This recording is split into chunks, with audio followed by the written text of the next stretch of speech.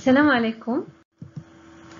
Nous sommes enfin arrivés à la troisième et dernière partie du chapitre sur la politique produit. Donc, pour un petit rappel, nous avons vu tout ce qui est relatif à la notion de produit, nous avons vu les éléments du mix produit, les 5 éléments, et maintenant, Inch'Allah, on va voir les 2 éléments qui restent dans l'action sur le produit. Donc ici, nous allons voir la gamme et le cycle de vie. On avait rapidement parlé de la gamme, et bien sûr, je réexplique. C'est quoi la gamme? C'est l'ensemble des produits d'une entreprise qui répondent à une même classe de besoins, c'est-à-dire des besoins qui sont proches. Attention, je répète, ce sont les produits de la même entreprise. On ne parle pas des concurrents binaires, non, on parle d'une même entreprise. C'est les produits qu'elle propose dans le même cadre, qui répondent à une même classe de besoins, qui sont généralement vendus les mêmes zones de prix, le même type, on va dire, etc.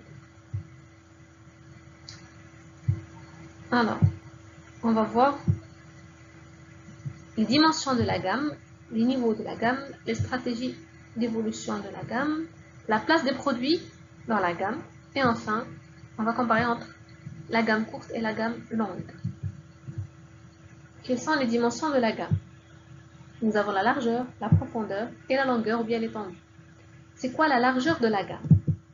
Ou le nombre de lignes. Rappelez-vous, on avait parlé la dernière fois de lignes, mais bien sûr, on va expliquer davantage. Ou là, ce qu'on appelle les familles de produits. La gamme en ligne ou bien en famille de produits. La profondeur, c'est le nombre de versions ou de modèles dans une ligne. La gamme fait plusieurs lignes par exemple. Chaque ligne a de la profondeur. Elle estime le nombre de versions de modèles qu'il y a dans cette ligne-là. Et la longueur ou l'étendue de la gamme, c'est tout simplement le nombre total des produits de toute la gamme. On a une petite remarque, c'est il est que toutes les lignes, elles ont la même profondeur. Par exemple, l'entreprise elle a 2 lignes pour ne pas rendre la chose difficile. 2 lignes. Où chaque ligne a la même profondeur. Par exemple, chaque ligne fait 3 modèles. Comment on calcule la longueur? On va faire 2 lignes fois 3 liées à la profondeur de chaque ligne. Ça va nous faire 6. Sinon, la méthode traditionnelle, c'est tout simplement de compter la profondeur de chaque ligne et l'ajouter. Par exemple, 3 plus 3 plus, etc. On va voir un exemple. Les gammes de Centrale Danone. Elles proposent plusieurs gammes. Bon, il y a des auteurs qui disent que c'est comme la gamme Wahda, mais nous adoptons la vision qui considère que le yaourt, c'est différent de la gamme lait, c'est différent de la gamme ben, c'est différent de la gamme fromage et c'est différent de la gamme beurre. Et nous allons donner un exemple de la gamme yaourt. Donc, suivez bien avec nous. On dit la gamme yaourt. D'où les dimensions dont on vient de parler. La largeur, la profondeur, ça aide la longueur.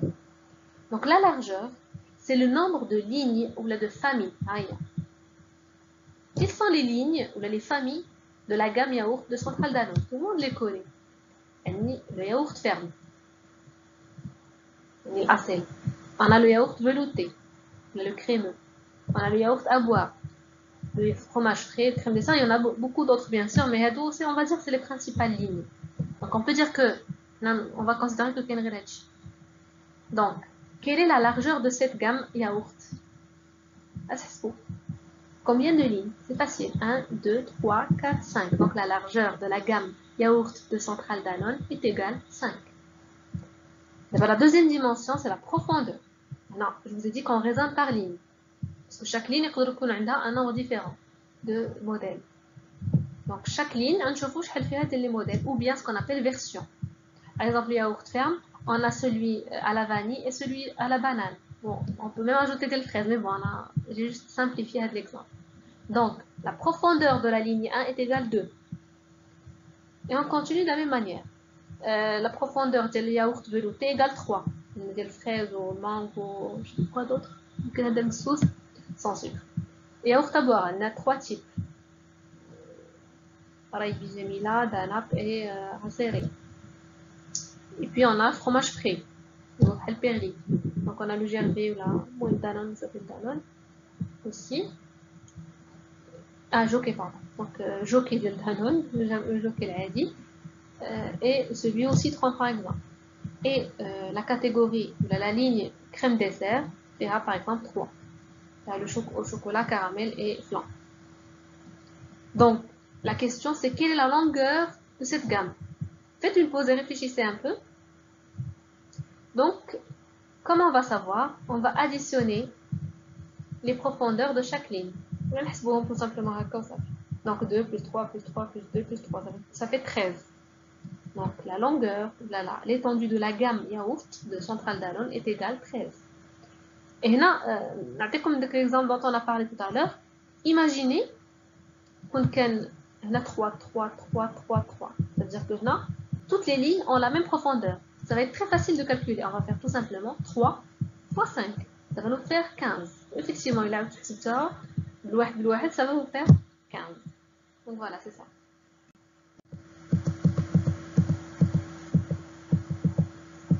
Les niveaux de la gamme, je pense que tout le monde en a forcément déjà entendu parler. Il y a le haut de gamme, il y a la moyenne gamme ou le milieu de gamme, et il y a le bas de gamme ou l'entrée de gamme.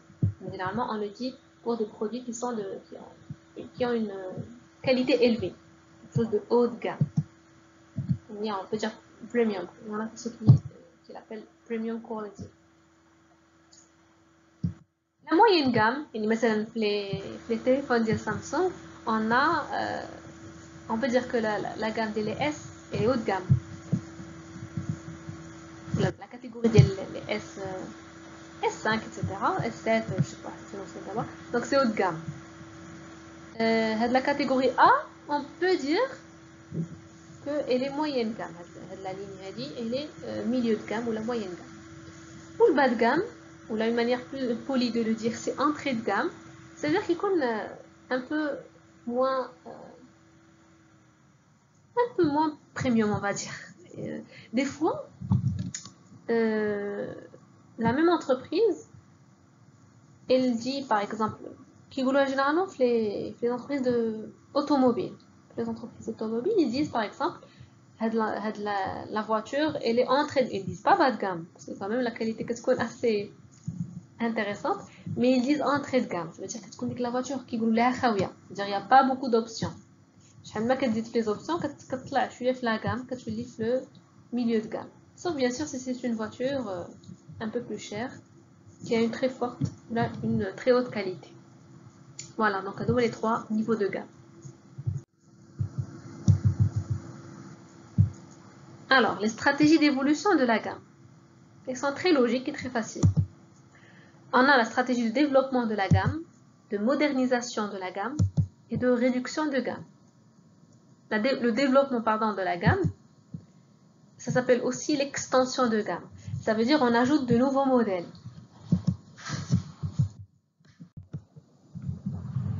Par exemple, Danette, ils ont ajouté de nouveaux parfums. Je pense style Mhellabia à la fraise ou je sais pas. Donc, c'est ça la stratégie de développement de la gamme. On ajoute tout simplement de nouveaux modèles. Extension, j'ai aimé étendre, ça veut dire toul. La modernisation, c'est l'adaptation des produits anciens. On parle aussi de lifting, c'est-à-dire un produit qui veut dire on essaie de le rendre moderne. On le rajeunit un petit peu. Je de l'eau, par exemple l'emballage de Raibi, parce que ça fait des années qu'il n'avait pas changé, donc ils ont un petit peu fait un petit lifting. Réduction, c'est le fait d'abandonner certains produits. Par exemple des parfums qu'elle ils les enlèvent.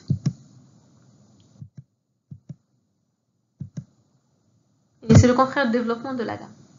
Alors, concernant la place des produits dans la gamme,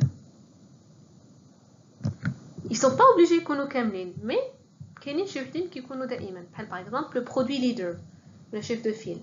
Attention, je ne parle pas du leader du marché camel avec les concurrents. Je parle toujours de la même entreprise, de la même gamme. Le produit leader de la gamme, c'est le produit la gamme qui est le plus vendu. Et qui rapporte le plus de chiffre d'affaires ou là qui est le plus rentable. Par exemple, de la gamme Central Danone, on peut dire que le produit leader, c'est soit soit غادي يكون le yaourt vanille داك الفيغ الاصيل soit رايبي جميله je pense mais il faut des chiffres pour être sûr. Quel produit qui prépare l'avenir? Ça veut dire non, c'est comme on prépare un enfant pour remplacer son père, donc qui est destiné le futur à terme vraiment à remplacer le produit leader. Je vais vous donner un exemple réel, concret, que vous connaissez forcément tous. Tout le monde connaît la gamme confiture de Aïcha. Donc شحال هادي. Je parle pas de maintenant. Il y a très longtemps, je connais qu'un produit leader. C'était la confiture de المشماش, des abricots. ولكن à l'époque, quand la confiture fraise, il y a le produit qui prépare l'avenir. Parce que maintenant, actuellement, le produit leader c'est le produit confiture à la fraise. Donc là, ils l'ont préparé pour remplacer la confiture abricot la place d'Yalha en tant que leader des produits de la gamme. Produit d'appel, premier prix. Là, on va voir par la suite aussi le prix d'appel. Et qui colle un produit avec un prix intéressant qui est fait pour attirer le client. À partir de le produit le moins cher. Je pense que je connais des Mofid pour toujours faire de la gamme de Danone. Donc c'est un dirham, donc c'est fait pour attirer le client, même si c'est destiné aux enfants, mais ça n'empêche pas que les gens peuvent l'acheter. Produit régulateur, et là c'est surtout pour les entreprises qui ont une activité saisonnière. Ça veut dire ils vendent un produit mais qui se cherche à la tollème, qui se cherche quelques saisons. Donc qu'est-ce qu'ils font? Ils lancent un produit de la même gamme qui va réguler le chiffre d'affaires. يعني اللي غيخلينا في les périodes اللي ما كتكونش la haute saison اننا نخلي واحد le chiffre d'affaires régulier ماشي يبقاو des pics مره طالع مره هابط. J'essaie de régulariser le chiffre d'affaires. Produit tactique, c'est vraiment هنا كديرها l'entreprise elle fait le produit juste pour déranger, pour gêner, avec un petit circonflexe ici, pour gêner les concurrents. Je pense que Jauda avec Central, ils font des petits produits tactiques entre eux. Ils vont lancer ce concept ou ce produit. L'autre, elle lance un autre produit qui lui ressemble un petit peu. Le même concept, le même style. Bon, ça peut être des noms différents, mais c'est la même chose. Par exemple, ce qui me vient à l'esprit maintenant, c'est Mofid ديال Danone et Rani ديال Jauda. Franchement, je ne sais pas lequel est le premier, mais c'est ça l'idée. Ils font des produits tactiques pour gêner, pour déranger les concurrents. Il y a aussi un autre type de produit qui est le produit de prestige. Donc c'est un produit qui est top de la gamme, c'est-à-dire il est fait pour tirer la gamme vers le haut. Généralement, qui est le plus cher.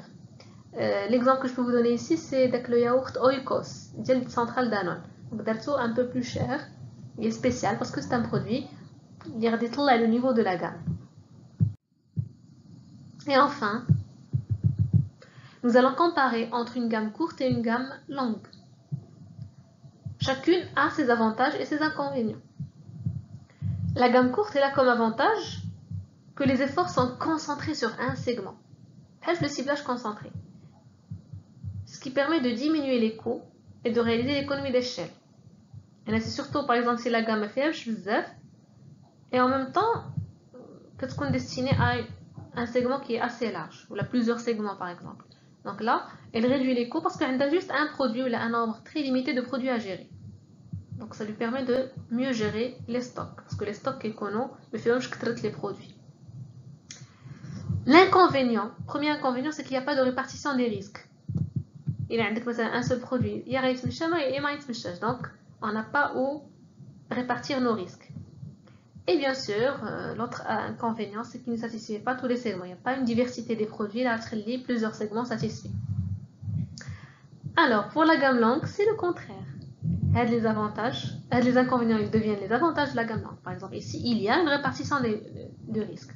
Il y a les yaourts de vanille, la crème dessert de chocolat,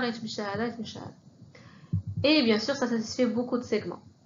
Les inconvénients, c'est le contraire de l'hado, c'est que on a des efforts qui ne sont pas concentrés. Les efforts sont dispersés sur plusieurs segments. Et aussi, il y a une augmentation des coûts.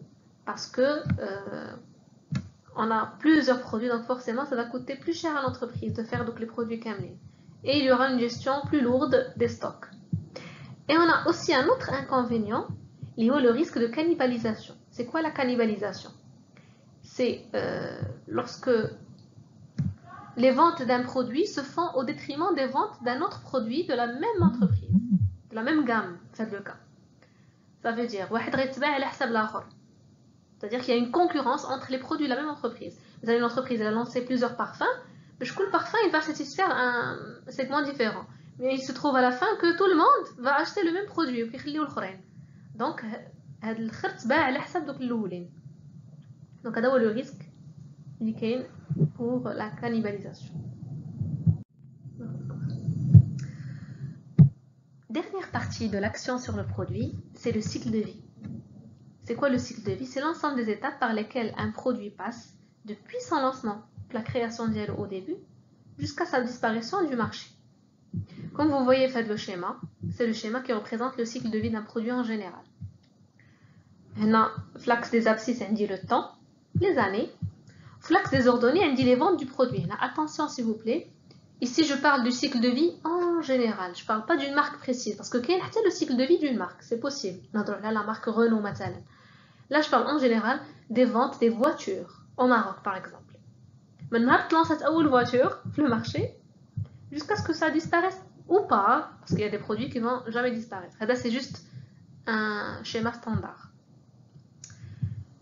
Donc, les ventes, toutes les marques qui équilibrent le type de produit.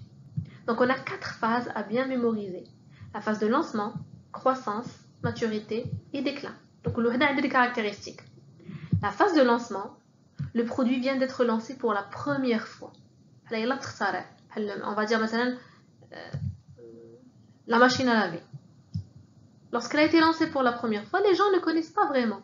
Donc, les ventes qui connaissent, c'est le prix qui compte très élevé, parce que l'entreprise, elle vient de créer avec le produit. C'est normal qu'il soit cher. Généralement, il est cher au début, c'est général. Et les concurrents qui c'est la phase de croissance, quand les clients commencent à adopter avec le produit. Donc, vous remarquez que les ventes, elles commencent à augmenter dans la phase de croissance. Il y en a qui les concurrents, la concurrence, elle augmente. Il y a des défauts, parce que c'est normal le lancement, qu'il y a des défauts sur le produit. L'entreprise essaie de corriger donc les défauts, surtout avec la concurrence. Et à votre avis, le prix il diminue, c'est normal, avec la concurrence. Et aussi grâce à l'économie d'échelle, parce qu'on commence à augmenter la quantité de fabrication. La phase de maturité, ça fait le maximum. Les ventes arrivent à leur maximum. C'est-à-dire tout le monde, presque, le taux d'équipement qui est presque 100%. Ou là, vraiment un taux qui est très très élevé, qui prouverait les NCA, peut-être les machrouches le produit. C'est ça la maturité. Et l'évolution, qu'est-ce qu'on nul. Mais il peut c'est le maximum qu'on peut vendre généralement. Donc ici, l'entreprise, elle essaie d'améliorer le produit, parce que la concurrence, qu'est-ce qu'on fait top d'elle, la demande, qu'est-ce qu'on fait top d'elle, et la concurrence aussi. Donc l'entreprise, elle doit essayer de se différencier. Il y en a carrément, il y a une entreprise par exemple, elle vend le produit juste à un segment, elle commence à attaquer d'autres segments, parce que ça fait le maximum, il doit chercher autre chose. Et bien sûr, la dernière phase, c'est la phase de déclin. Et là, il y a les entreprises qui commencent à disparaître, qui progressent donc qui ont vraiment une résilience et une grande résistance. La concurrence diminue, la demande diminue, parce que généralement le produit est dépassé. À cause de l'apparition d'un autre produit de substitution qui le remplace. Par exemple, l'exemple du dactylo. Tout le monde connaît le dactylo. Donc, je dit qu'un dactylo. Et lorsque l'ordinateur est apparu, le dactylo a connu un déclin pour finalement disparaître. Et comme je vous ai dit, c'est standard. Il y a des cycles de vie particuliers, par exemple pour des produits, par exemple des produits à la mode, c'est comme ça. Donc, des fois ça augmente, des fois ça diminue. Qui ont des produits qui ont des cycles lents, c'est-à-dire qu'ils ne vont presque jamais arriver au déclin. C'est des produits les mêmes que le client externe à l'ivant, etc., etc. Et maintenant, l'idée, c'est de retenir le cycle de vie standard. Voilà, ça c'est la définition que je vous ai dite. C'est l'ensemble des produits par lesquels un produit passe depuis sa création jusqu'à sa disparition. Subhanallah, comme l'être humain.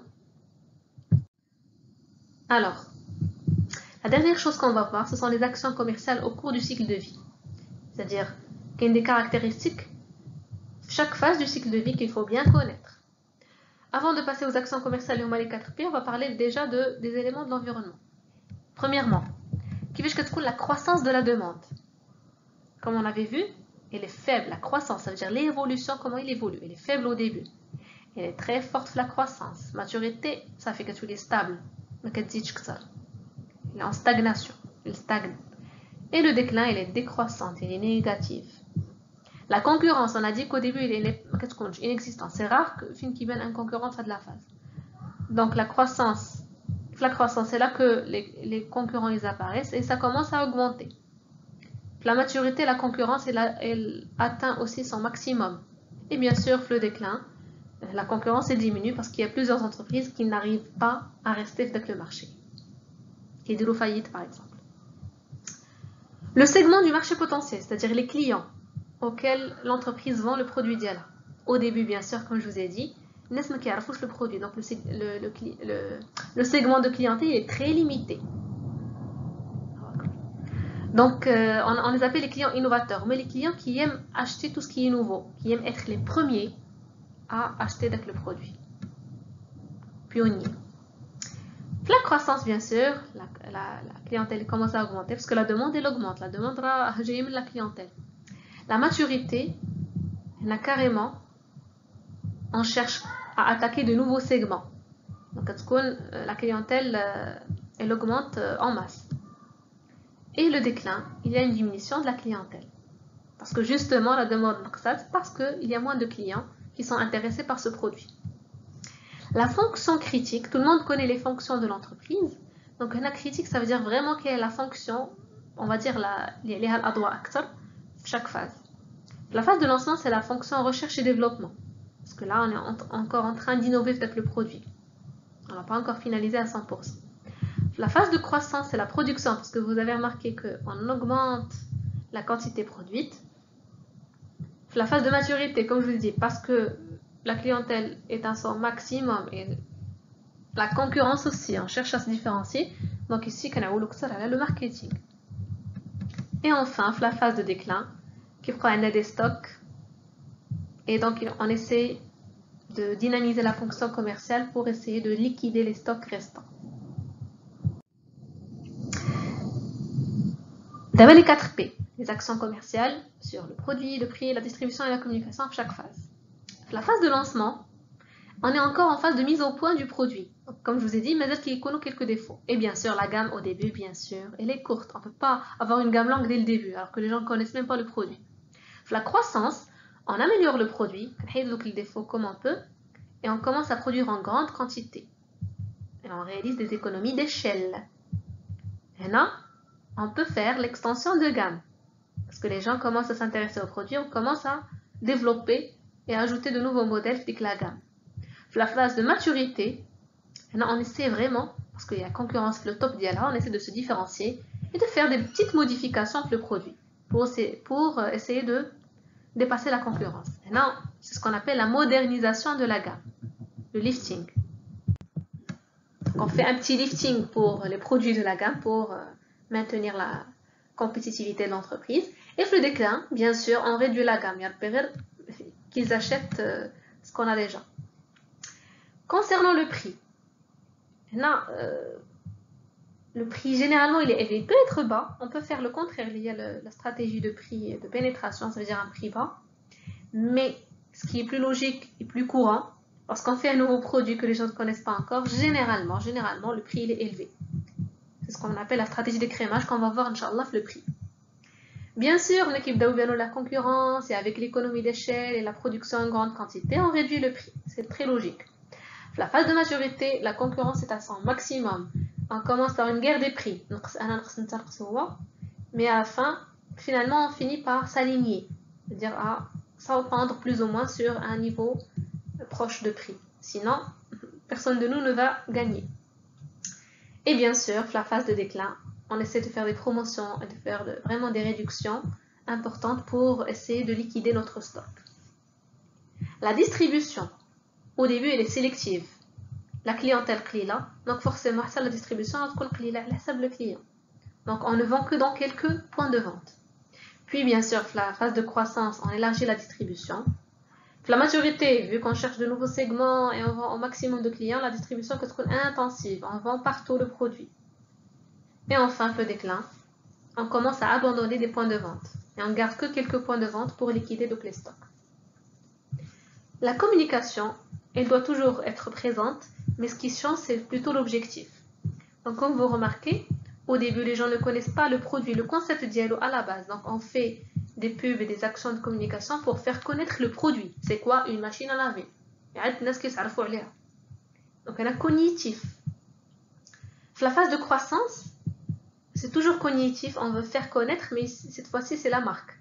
Bien, c'est quoi la machine à laver? Maintenant, je dois dire c'est quoi une machine à laver, مثلا Whirlpool, pour la distinguer de ses concurrents.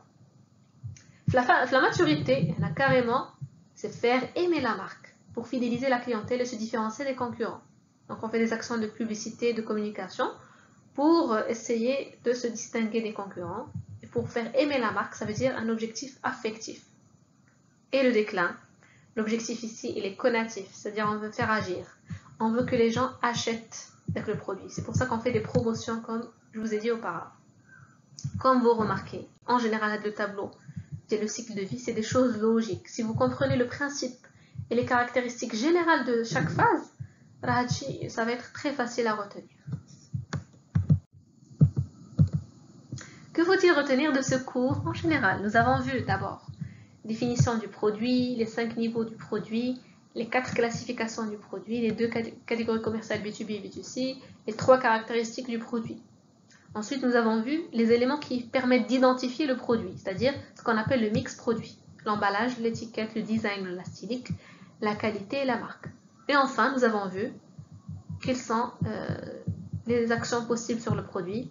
C'est en jouant sur la gamme, avec tout ce qu'on a vu comme définition, les dimensions de la gamme, les niveaux, les stratégies de gamme, etc.